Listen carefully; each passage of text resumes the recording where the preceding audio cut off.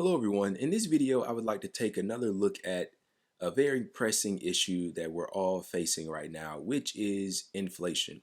And the reason I would like to do so is more or less due to the way that it is being framed in our mainstream media and of course by our leading politicians.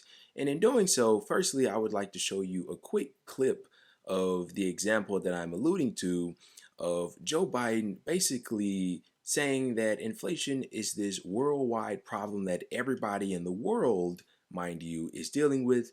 And check out who he blames it on. And no change in the quality of it, just changing the price. And they talk about inflation. You know, we're dealing with it for a whole second. Inflation is a worldwide problem right now because of a war in Iraq and the impact on oil and what Russia's doing. The war in Ukraine. And thinking of Iraq because that's where my son died. Because he died. But the point.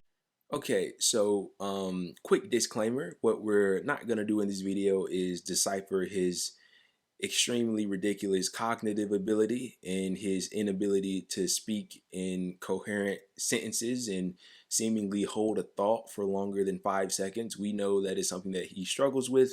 To me, that's not very exciting of a topic. Is it relevant? Sure, but not as relevant as what I'm about to speak of in this video. Now, so he goes on and he says that inflation is a worldwide problem. That's a direct quote from the clip that you just watched. Allow me to quickly prove how ridiculous that statement is. I'll pick two places in particular, China and Japan. And I'm picking those places because they hit pretty close to home. China has a current inflation rate of around 2%, give or take, a little less, a little more, around 1 to 2% China has an inflation rate of. Japan, on the other hand, has an inflation rate of around the same, 1 to 2%. Well, knowing that information, what is the current inflation rate here in America? Answer, around 8.5%. That's not equal suffering. No, it's very far from equal. It's not equal whatsoever. That's a very different set of situations there that these different populaces are dealing with. The same goes for other countries that aren't dealing with the same levels of inflation that America and Europe is dealing with. If you look across Europe, you will find inflation rates of around 5 to 10% depending on where you land. This is not a worldwide issue. This is an issue that a certain region of the world is specifically dealing with, and we'll get into why in just a second. And speaking of why, Joe Biden has his own people to blame or person to blame for as to why this inflation is going on. As you saw in that video, he pointed the finger at the big bad enemy that they would like to blame for all of their current problems, so the American people doesn't look at their administration that's actually causing the problems. And he has chosen the current baddie, which is of course Vladimir Putin in Russia, for their brutal attack, unwarranted attack, violent attack on Ukraine, as they have been phrasing it for such a while now. And that is the reason as to why we have the inflation. That's the reason why prices have gone up and everything else that comes with it. Well, I have some unfortunate news for people that would like to believe that line of thinking.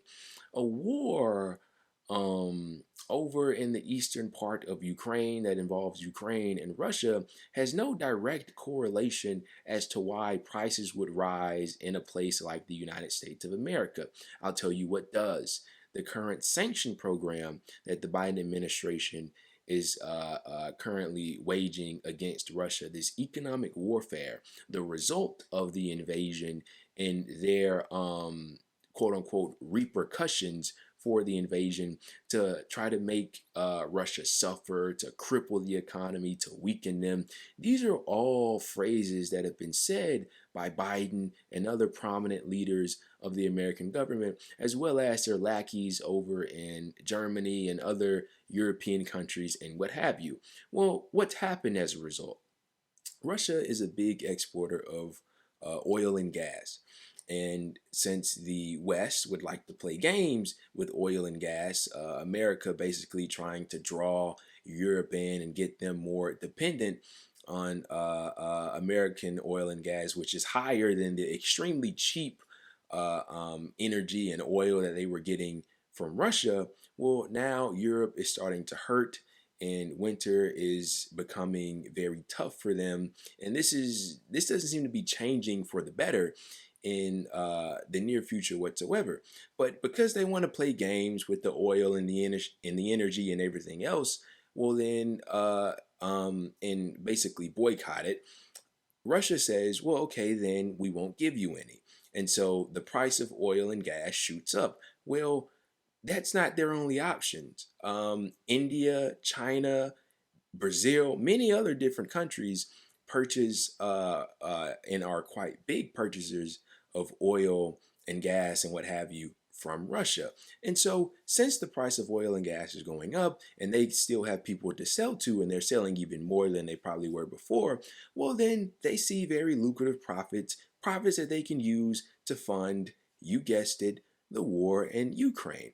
And so, all of this is backfiring on the West, and all they have to show for it is a worsening inflation that's getting worse as our government continues to do things like raise interest rates to punish the people that had nothing to do with causing the inflation in the first place. And then you have people like Joe Biden that come out and say things like this, putting the blame on foreign leaders that have more or less nothing to do with the problems that Americans are facing at home, that haven't been caused by the perpetrators that their government would like to blame them on.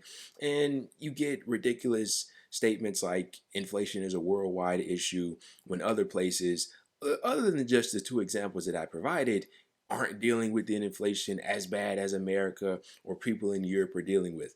These are very important issues that need to be understood, of course, in the context of truth and the context of what's actually going on in actuality.